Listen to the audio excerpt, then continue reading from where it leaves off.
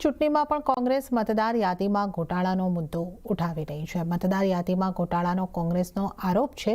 અમદાવાદ અને સુરત શહેરમાં નકલી મતદાર હોવાનો આક્ષેપ લગાવતા કોંગ્રેસ ચૂંટણી કામગીરી પર સવાલ ઉઠાવી રહી છે। કોંગ્રેસના મતે એક જ મતદારના વોટર ઇપિક નંબર અલગ અલગ જોવા મળી રહ્યા છે। વટવા વોર્ડમાં એક નામ પર અલગ અલગ વોટર આઈડી સામે આવ્યા છે અને આ સિવાય સુરતના ડુમસ વોર્ડમાં પણ એક વ્યક્તિના 6 વોટર આઈડી તૈયાર થયા છે।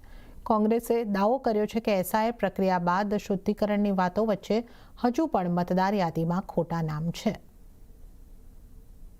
મતદાર યાદીના પેપર્સ પણ અમે શેર કર્યા છે જ્યાં આગળ ડુપ્લિકેટ છે। તમે અંદર જુઓ તો એક જ નામની વ્યક્તિ, નામ એક જ હોય છે, કાર્ડ પણ એક જ હોય છે, પરંતુ એ લોકો જુદા જુદા બૂથમાં, એ લોકોનું એડ્રેસ પણ એક જ છે, પરંતુ જુદા જુદા બૂથમાં એ લોકો રિપીટ થાય છે। કોઈ જગ્યાએ 2 વાર, કોઈ જગ્યાએ 3 વાર, કોઈ જગ્યાએ 4 વાર। આ પ્રકારની જે આખી સામે આવી છે વાત, અને અત્યારે લોકો એનો સ્ટડી કરી જ રહ્યા છે। અત્યારે અમારી પાસે જે ડિટેલ આવી તમારી સાથે શેર કરી છે, આ રીતે જોવા જઈએ તો આખા વોર્ડમાં અમારી દ્રષ્ટિએ કંઈ નહીં તો 4-5 હજાર વોટર્સમાં આવી ગેરરીતિ થઈ હોય એવું પ્રાઇમરી અમને લાગે છે। આ મોડેલ ઉપર અમદાવાદ સહિત રાજ્યમાંથી એક સુરતની પણ વિગત તમને શેર કરી છે કે એક જ વ્યક્તિ સેમ સળંગ નામમાં એના એપિક કાર્ડ સાથેની સુરતની અંદરની બનેલી ઘટનામાં અશોક ગંગારામ ચૌધરી મંગળરામ આના 5 નામ સાથેની તમને એની મતદાર યાદીના ફોટા સાથે કરી છે, વ્યક્તિની આગળ પાછળ નામ કર્યા છે। અને જો એસઆઈઆરની કામગીરી પારદર્શક રીતે થઈ હોય એટલે ટ્રાન્સપરન્ટ વેથી ખરેખર એનું શુદ્ધિકરણ થયું હોય તો આવું કેમ બની શકે? તો સ્થાનિક સ્વરાજની ચૂંટણીમાં હવે બુલડોઝર મસ્જિદ મંદિરની એન્ટ્રી।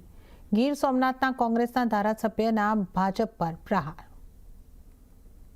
સ્થાનિક સ્વરાજની ચૂંટણીમાં વિકાસ અને જનતાને અસર કરતા હોય તેવા મુદ્દાઓ ભૂલાઈ ગયા છે।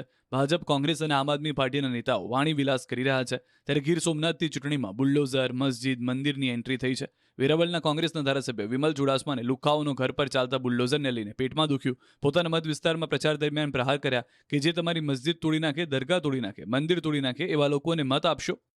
ભાજપના નેતાને પૂછવા માંગુ છું, આમ આદમી પાર્ટી અને તમામ નેતાને પૂછવામાં માંગતું છું કે જ્યારે મસ્જિદ પડી રહ્યું હતું, દરગાહ પડી રહી હતી, મંદિર પડી રહ્યું હતું ત્યારે તમે ક્યાં હતા?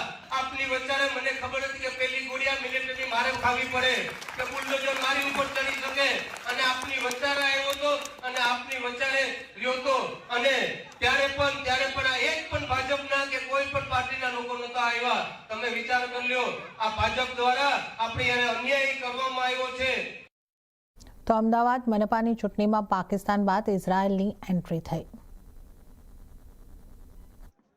અમદાવાદ મહાનગરપાલિકાની ચૂંટણીને લઈને પ્રચાર યુદ્ધ ચરમસીમાએ પહોંચ્યું છે। સ્થાનિક ચૂંટણીમાં પાકિસ્તાન બાદ ઇઝરાયલની એન્ટ્રી થઈ ગઈ છે।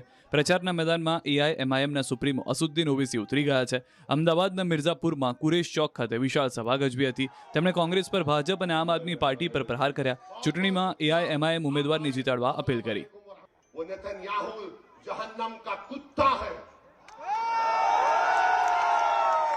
जिसने 75,000 फलस्तीनियों को खत्म किया है, और नेतन्याहू इंशाअल्लाह ताला तू याद रख ले, तू तरसेगा मौत को, मौत तेरे पास नहीं आएगी, अल्लाह तुझे बड़ा बनाएगा। बरसों कांग्रेस पार्टी को वोट दिया,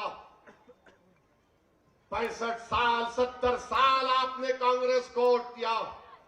वो सत्ता में थे, फसाद कराते थे, घर उजाड़ते थे, बेटियां बेवा होती थी, बच्चे जेल को जाते थे, तब भी आपने उनका साथ दिया। आपने 5 साल पहले एक करवट ली और मजलिस के हक में आपने अपने वोट का इस्तेमाल किया। मेरी आपसे अपील है, दरमंदाना अपील है कि जो फैसला आपने 5 साल पहले लिया उसको जारी और सारी रखिए।